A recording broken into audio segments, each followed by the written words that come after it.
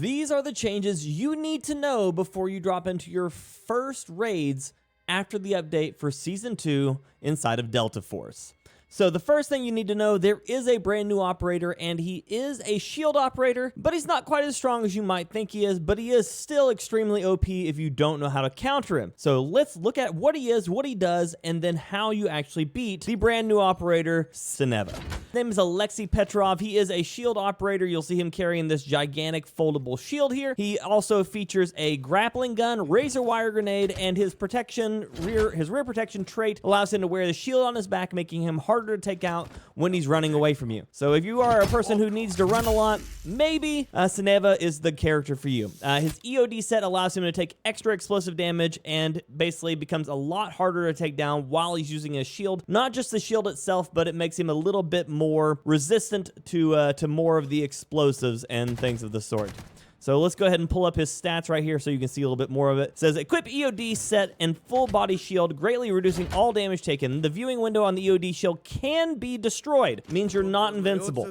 And the EOD shield's attack can knock down enemies or reflect throwable objects. I want you to know that when you reflect them, they're still going to hit you if you don't move fast enough away, making this a good deterrence, but not specifically a indestructible wall next to you. Up next is his grappling gun. You can just press it to fire it, or you can hold it and locks onto enemy target, and after a period, fires a grappling target and pulls them towards you. This works on AI players, down players, boxes, anything that is a basically retrievable item like a box or a player. You can actually grapple and pull it towards them. So it says hooks on enemies, down teammates, gear and crates on hit, and the rope can be destroyed. So you do have to be careful that if you're using it, first off, you are exposed. You can be taken out while you're trying to utilize it. And second off, it can get stopped if people are trying to use it. This is going to be very good for trying to rescue teammates from cover to cover, or if you're trying to just get a hold of a box, maybe you need some heals or you need some more ammo. This could be a way to get you back into the fight without having to expose yourself nearly as much. The razor wire grenade is absolutely insane. It is if you've played Rainbow Six, it's a form of deterrence, basically. It does a decent amount of damage, and it is going to slow the enemies coming at you. This is really good for trying to get away, or if you're trying to prevent people from flanking,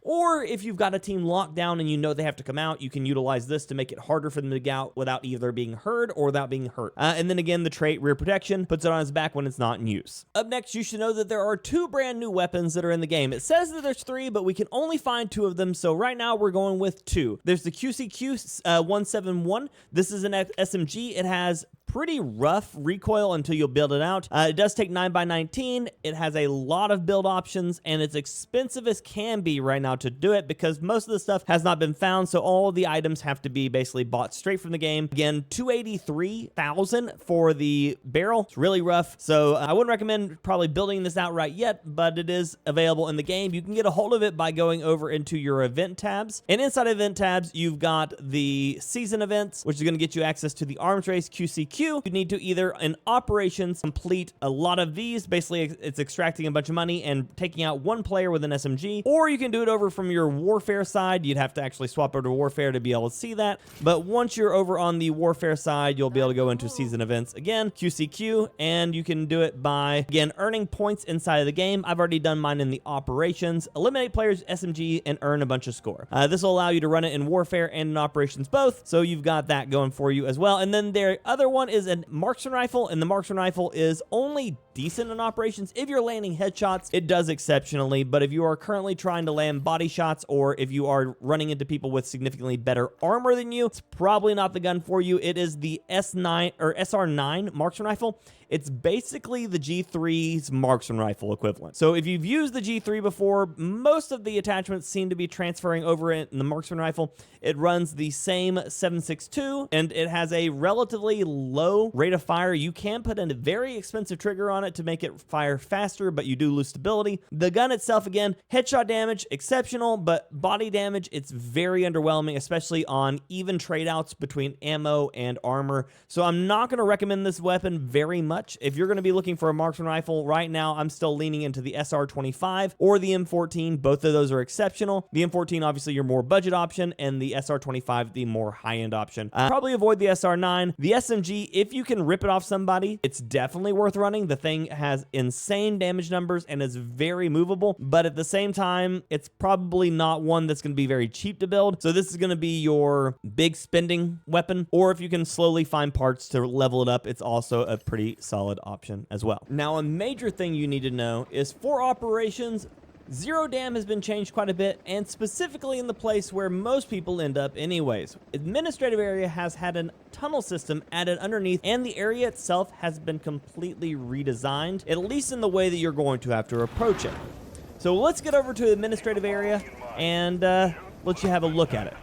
Now, we sprinted across the map to get here as fast as we can, so that way I can show you this before it turns into an absolute shit show. But let's look at the first thing that's really changed, and that's going to be this area right here. Most of the time, people avoided this one because it was going to be an area where you're going to get shot up a bunch, but now there's a little bit of cover. They did move that a little bit away back from the wall, and they opened up this entire tunnel right here.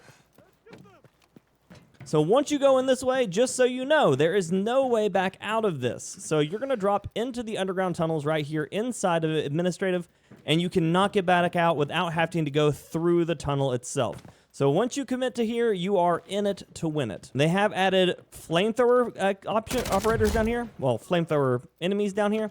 So once you're down here, be careful. It is a very dangerous area and is a place where you are going to most likely run into some problems if you aren't. Speaking of flamethrower,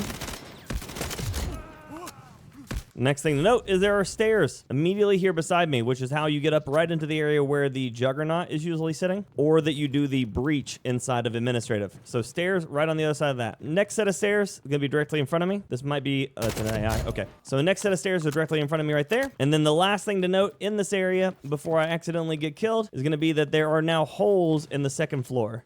Second floor holes allow you to drop down into some of the other areas and get out of gunfights, new ways to loop around, and new ways to get out. So while we do that, let's get out. Another thing you need to know is they also added air supply drops. Those drops are right there. They look like a little capsule dropping. Those have sometimes good loot, sometimes bad loot. They are a risk and reward kind of situation. So if you are looking for something new to chase, those are definitely something to chase. When you find one, you'll see the smoke coming out of it. It looks like a space pod. You can run up and interact with it to get some loot out of it. When you do, you'll see a lot of times there are some fireworks in it and just some decent little gear. Also, while you're on the map, you can explore this new area inside of the excavation area. Not been down here a lot. You can sometimes find some good gear, sometimes not. There is a key area for it, underground passage key card, worth looking into if you've got one just sitting around. And then finally, inside of operations, some of your seasonal challenges is just successfully extracting. And then after that, you're going to be dealing a lot with marksman rifles, SMGs, and ARs. So it's going to have you kill 5 enemies with a marksman rifle. It's going to have you do a lot of purchase and sells. Make sure that whenever you're doing them, you are not doing the ones that are unbound. You have to find those. Whereas the other ones, if it just says you can submit, you can just buy these straight out of the store. After that, you're also looking at some gun-specific challenges like the MP5 and the SCAR. So if you have an MP5 and a SCAR sitting around, save them until you start getting to these challenges, as they're going to be necessary, not only taking out enemies, but you also will have to do a couple of ones where you take out players as well. So understanding the changes inside of the administrative area and how to have those guns running is going to go a long way to getting these missions done for you quickly, so you can start getting some of this gold and red gear that they're offering as rewards for your season missions. Make sure that while you're in the event section, you also check out premium attachments. This is the drop of the new thermal sights inside of the game. The first one you can get pretty easily by just completing logging in, hazard operations, and stuff like that. The second one's going to be a little bit more difficult, as it's going to take a couple more days to get the white phosphorus thermal, and then finally the 8x advanced thermal. This does not see through smoke in operations. I'm not certain about warfare yet, but it does not see through smoke in operations, but it is absolutely insane at seeing players across the map.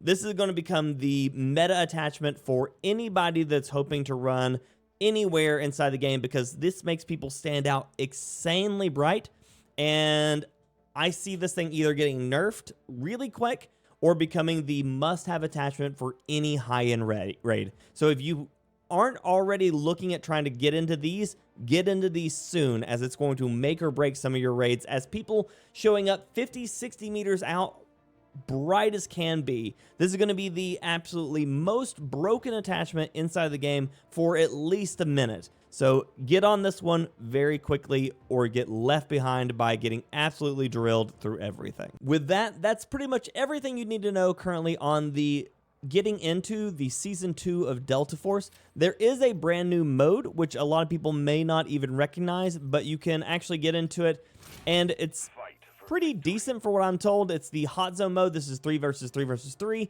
It feels very similar to the extraction mode as far as combat styling. So this is a little bit slower, a little bit more tactical, and it's a pretty decent way to combat train in the game without really losing anything. The raids are still there, so you obviously got that as an option. And then, of course, all of the traditional hazard zone stuff is still there as well. So if you want to train up your gun inside of the tactical style gameplay, go ahead and check out Hot Zone. Hopefully some of these tips are helping you and are going to help you get in here and absolutely have a blast inside of Season 2. If you have any questions, feel free to drop a question and a comment down below, as I would love to try to help you. I'm going to work on doing some transitional content, showing you how, if you are a Warzone player or another FPS player and you want to start getting into Delta Force, I would love to be able to make content that will help you be able to enjoy this game more. So if there's something you want to see down below specifically, just leave the comment. I'll be happy to help. And when you get started, you may not have enough money to be able to get the things that you want, so you may need something to help you get started. So that's what I'm going to recommend, my best budget builds right here.